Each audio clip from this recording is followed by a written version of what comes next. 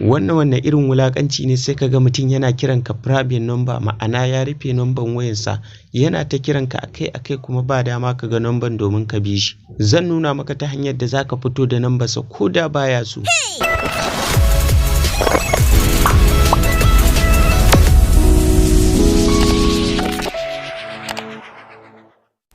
Ko da baya so zaka fito da number sa kuma ka ga wane ne kuma ka kira shi. Yanzu bari in gwada kiran ita wayan da nake muku wannan maganar a ciki domin ku ga abin da nake nufi. Mutum ne sai ta kiran ka private number, ma'ana ya rufe number wayan shi ba dama ka ga number domin ka bi shi. Yanzu bari in kira muku number domin ku gani abin da nake nufi, sai in nuna muku yanda za ku cire wannan matsalar da kanku ba sai kun je wani ya cire muku ba. Yanzu bari in kira number ku gani. Za ku ga na kira number ta zo private number, ma'ana wanda i kira ni ya rufe number sa ba dama in gani domin in bi shi in san dalilin da yasa yake kira na, kuma number tasa a rufe. Yanzu ka ga wani wulakanci mai wannan number ya kira ni kuma ya san number sa a rufe, maybe ma shi ya rufe yana sane kuma ya kira ni da boyayyen number, ma'ana dai ya rufe number tasa bayan da in na ganta zan sake kiransa daga baya.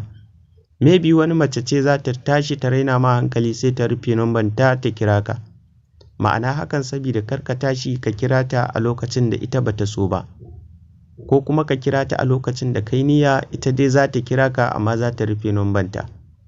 Kaga kenan maybe ko da kana da number ta a baya in ka kira ta ma ba za ta shiga ba. Wani kuma kawai ba ma mace bace, kawai tsabar rainin hankali ne sai rufe number sa domin ya kira ka kuma a rufe ba dama kai ka bi shi. To ta wacce hanya za ka bi domin ka buɗe wannan matsalar da kanka ba tare da ka je gun wani ya cire ma ya caje ka kuɗi ba? Yanzu ka biyo ni a cikin wannan bidiyon domin in nuna maka yadda za ka buɗe da kanka. Amma abin da nake so da kai ɗan uwa, dan Allah ka yi min subscribe, ka taɓa min alamar ƙararrawa. Yin subscribe shine zai taimaka ma ka dinga ganin sababbin bidiyoyi irin waɗannan domin kai ma ka dinga gane abubuwa da suke sirri na cikin Android. Ka biyo ni mu je kan bidiyon. Yanzu za mu je kan bidiyon domin kai ma ka gani in ka ga ta wani tana yi mar haka, so kai ma sai ka cire mai irin wannan matsala. Yanzu kun ga na kira muku waccan number wacce aka kira ni kuma private number. Yanzu kun ga wannan wanda yake ta kira na private number, bari in yi abin da zan yi maganin sa ko da nan gaba ya kira ni private number sa za ta buɗe. Amma shi a can gunsa za ta nuna masa a private number ya kira ni. Amma ni kuma nan a guna za ta nuna min number sa ga ta a buɗe, wanda shi ba zai san cewa ina ganin number sa ba, amma shi kuma a gunsa tana nuna min number sa a rufe take. Kaga kenan zan kira shi a sanda na so, shi kuma ba tare da ya san cewa na san wannan sirrin ba. To ka biyo ni dan ka san wannan sirrin kai ma ka zama wayayye dan uwa. Amma ka yi subscribe. Mu je kan bidiyon. Yanzu da fari number da ake kiran ka private number, ko ma waye yake kiran ka private number, layin da ka san ana kiran ka, layin ka kenan. Ta cikin layin da ka san ana kiran ka a boyayyen number, zo ka shiga nan gurin kamar haka. Idan ka zo nan kaga number da aka kira ni har sau biyu private number ko? To shi wannan sim din dama sim ɗaya ne a cikin wannan wayar. Yanzu bari in sa wannan code ɗin ta yanda ko da ka kira ni private number ka za ta buɗe, amma kai za ta nuna ma ka kira ni a private number. Sai ka sa star, sai ka sa hash, sai ka sa 30, sai ka sa 0, sai ka sa hash. Kun ga hakan nan nambobin nan da na sa code ɗin nan, to sai ka danna kira a sim ɗin da ka san ana kiran ka private number, sai ka danna kira kamar haka.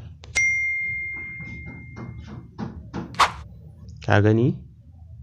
Incoming call caller ID service is enabled. To kaga wannan shine ka buɗe duk wani kira private number da za a yi maka in dai ta wannan layin ne. Amma ka sani shi wannan abin ka yayi successful, to fa sai ka ɗan jira shi na wajen kamar awa ɗaya ko minti 30 ko kuma dai minti 20. So wani ma zai iya ɗaukar kwana ɗaya kafin ya yi successful. Ka gane? To daga lokacin da yi duk wanda ya kira ka ta cikin layin ka, shi wannan layin da kai wannan ka sa wannan code ɗin star hash 30 hash, duk wanda ya kira ka ta wannan layin, in dai ka sa wannan code ɗin da na gaya ma, to number sa za ta zo maka a buɗe. shi kuma can za ta nuna masa a rufe take. Kaga za ka iya kiransa duk sanda ka so kai da kanka. To ta wannan hanya ne za ka buɗe duk number wanda ya kira ka. Wasu abubuwa guda 4 wanda baka san su ba a cikin wayarka kuma ya kamata ka san su, suna da matukar amfani. Ga bidiyon nan zan sa ma a ƙarshen wannan bidiyon, ka kalle su domin kai ma ka amfana. Dan Allah ku yi subscribe saboda ku dinga ganin bidiyoyi irin waɗannan. Yin subscribe ba wai kuna taimaka mana bane, duk da cewa kuna taimaka mana yin subscribe, kun fi buƙatar ku yi subscribe saboda ku za ku dinga ganin bidiyoyin. In ba ku yi bane ba za ku dinga ganin bidiyoyin mu ba. Sannan liking zai baka dama, in dai kai bidiyon mutum liking so ɗaya, to YouTube za su dinga yi ma sharing ɗin bidiyon mutum, saboda ka gani ka ji daɗi kai liking yayi maka ya burge ka, to za su ƙara turo maka wani.